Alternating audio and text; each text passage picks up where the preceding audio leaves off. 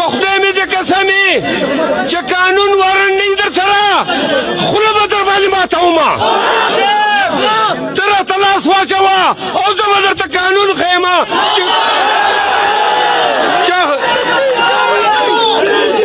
راته کشفیته وي مرداباد.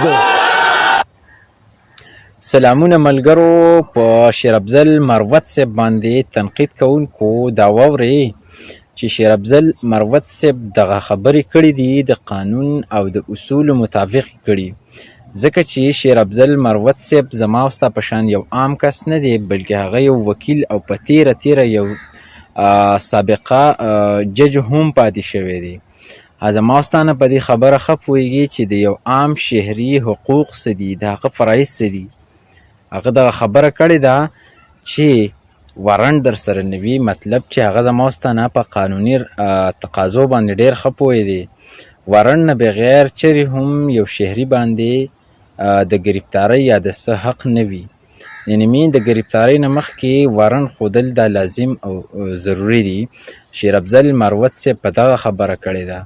نو څوک هم تنقید کوي نو دغه هم واورئ چې دا شیر افضل مروت صاحب یو سینیر وکیل دی او د پی ټی آی چې کوم فخر پی ټی آی وکیل چې کوم دی او د ټول نه د ټکر وکیل شیر افضل مروت دی. ډېر ښه پوهېږي ښه.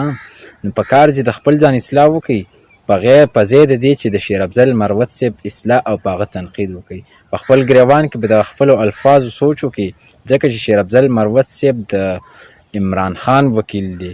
د چا چې لیډر چې پوهه وي په نظریه چلیږي نو د هغه وکیل او د هغه یو عام و کارکون وغیره چې کوم دی هغه به هم پوهې وي. ټیک شوله. د ویډیو په دغه غرض ده چې د خپل ځان اصلاح وکړي، نه چې د شیر افضل مروت صاحب.